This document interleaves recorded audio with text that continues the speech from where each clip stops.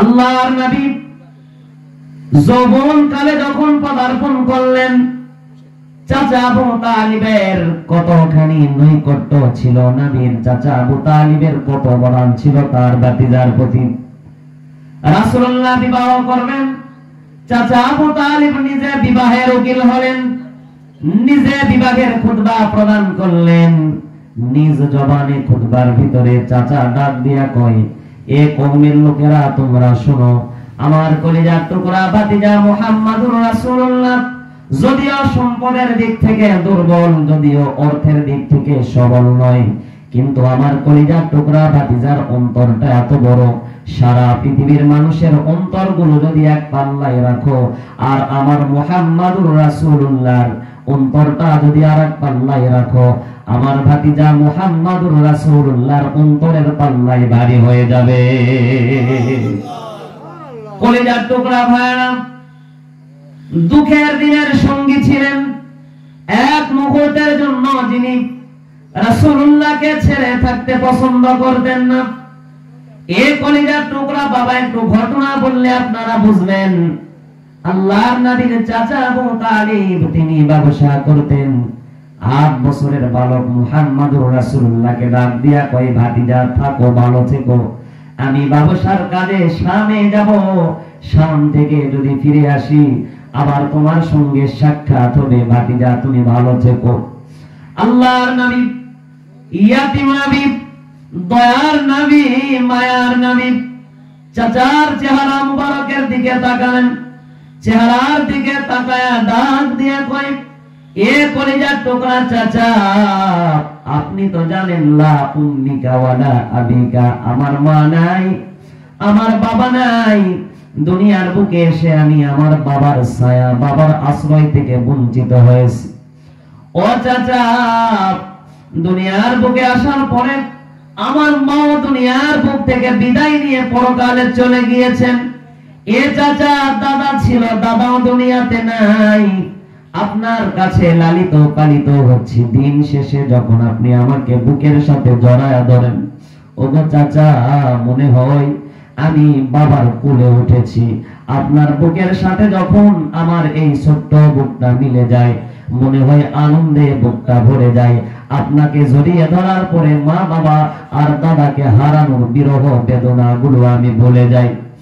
আল্লাহর নবী আবু তালিবের চেহারার দিকে তাকায়া এমন মধুর সুরে যখন ডাক দিয়ে কথাগুলো বলতে লাগলেন, আবু তালিবের মনটা নরম হয়ে গেল, অন্তরটা বিগলিত হয়ে গেল। চাচা আবু তালিব মুহাম্মাদুর রাসূলুল্লাহকে এক মুহূর্তের জন্য দূরে ঠেলে দিলেন না, বুকের সঙ্গে জড়ায় নিলেন, চোখের পানি ছেড়ে দিয়ে কান্না করে ডাক দিয়া কয়, ভাতিজা আমার, শোনো শোনো, যেভাবে তুমি কথাগুলো উপস্থাপনা করলা, এভাবে তো তোমার মতো ছোট বালক জিন্দেগিতে উপস্থাপনা করতে পারবে না।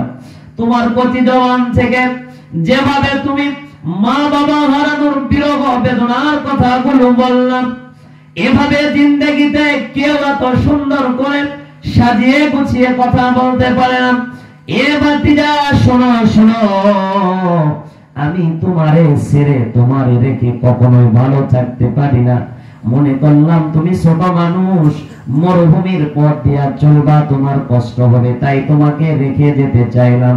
কিন্তু যখনই তুমি আমার চেহারার দিকে তাকায়া তোমার মায়াবী চাঁদ মুখ থেকে কথাগুলো বলা আরম্ভ করলা, ভাতিজারে, তোমার কথা শোনার পরে আমার অন্তর বড় বিগলিত হয়ে গেছে। এ মুহাম্মদ, ওয়াদা করলাম আজ থেকে যতদিন বাঁচবো একসাথে বাঁচবো, আজ থেকে যতদিন দুনিয়াতে থাকবো একসাথে থাকবো। একটা সেকেন্ডের জন্য, মুহূর্তের জন্য আমি তোমার চাচা তোমারে ছেড়ে ফেলে থাকবো না। আওয়াজ করে কোন আল্লাহু আকবার। কলিজার টুকরা বাবা কত মহব্বত করতেন চাচা।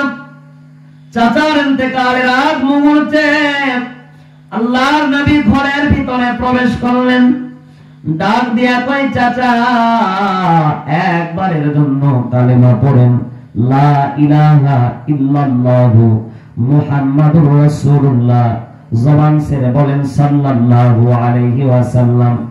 আল্লাহর নবী ডাক দিয়া কয়, ও গো চাচা, একবারের জন্য এই মরণের সময়, সাকরাতুল মাউতের সময় কালেমা পড়েন। আল্লাহর কাছে কিয়ামতের দিনে বিভীষিকাময় ময়দানে আমি আপনার জন্য সুপারিশ করব।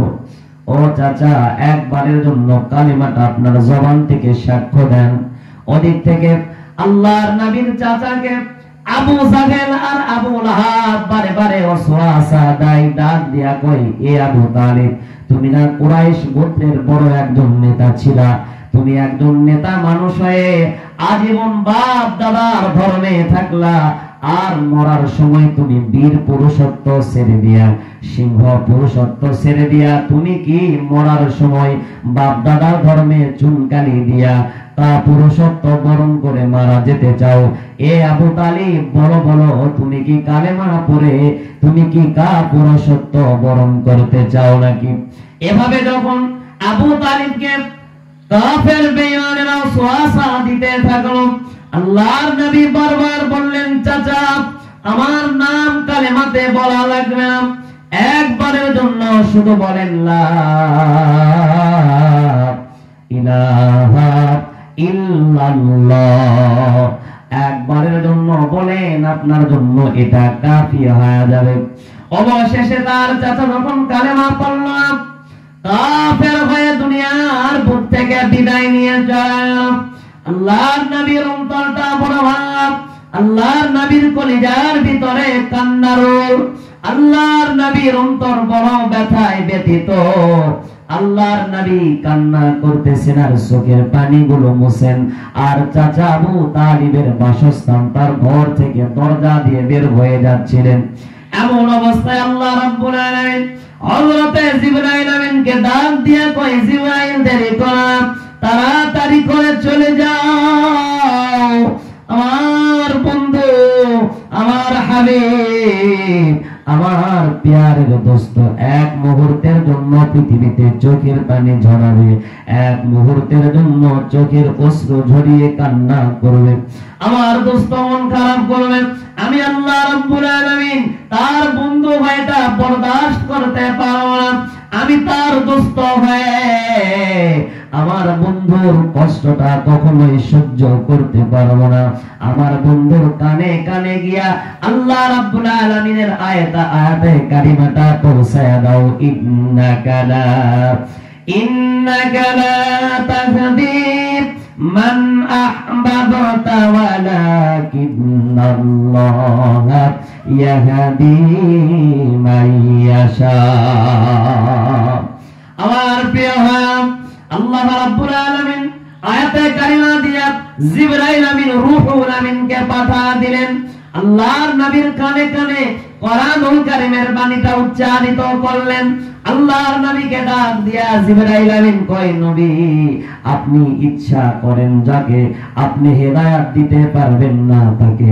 হেদায়েতের মালিক একমাত্র আল্লাহ। আপনি শুধু দাওয়াত দিবেন, আপনি তাদেরকে ডেকে ডেকে দরজা পর্যন্ত টেনে আনবেন। ঘরের ভিতরে প্রবেশ করানোর দায়িত্ব, হেদায়েত দেওয়ার দায়িত্ব একমাত্র আল্লাহর। আওয়াজ করে কোন সুবহানাল্লাহ। আপনার চাচার কিসমতে হেদায়েত ছিল না, তাই সে হেদায়েত পায় নাই। আপনি মন খারাপ করবেন না। আপনার মন খারাপে আপনার বিরহ বেদনা আল্লাহ তাবারক তাআলা তিনি নিজেও সহ্য করতে পারেন না। চিৎকার দিয়ে কোন সুবহানাল্লাহ। তাহলে বোঝা গেল আল্লাহ তাবারক তাআলা আমাদেরকে হেদায়েত করেছেন, আল্লাহ তাবারক তাআলা আমাদেরকে কবুল করেছেন বিধায় আসতে পেরেছি, ঠিক কি না? ঠিক। যাদেরকে আল্লাহ তাবারক তাআলা কবুল করেন নাই তারা আসতে পারেন নাই। আসতে পেরে আপনারা সত্যি খুশি হয়েছেন তো? ইনশাআল্লাহ। ইনশাআল্লাহ আমরা খুশি হয়েছি, এজন্য আল্লাহর প্রশংসা আদায় করছি। আরো একবার বলেন তো আলহামদুলিল্লাহ। আমার প্রিয় ভাইরা, প্রিয় বাবা, বেশি সময় নেব না, আসেন এবার কোরআনুল কারীম থেকে যে আয়াতে কারিমা পড়েছে এবার আলোচনা করব।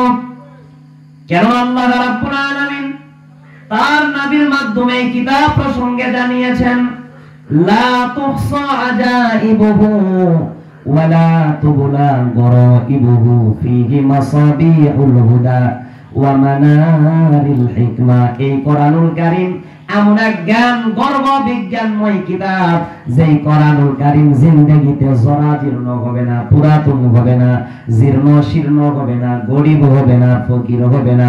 আল্লাহর কোরআনুল কারীম কখনোই মিসকিন হবে না, দুর্বল হবে না।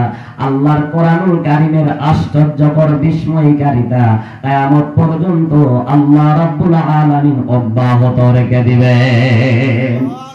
খুশি হয় কোন সুবহানাল্লাহ। কলেজার টুকরা বাবারা, এই কোরআনুল কারীমের মুজিজা শুধু দুনিয়ায় নয়, আল্লাহর কোরআনুল কারীমের মুজিজা আল্লাহ রাব্বুল আলামিনের জান্নাতের ভিতরেও চলবে। হিসাব নিকাশের পরে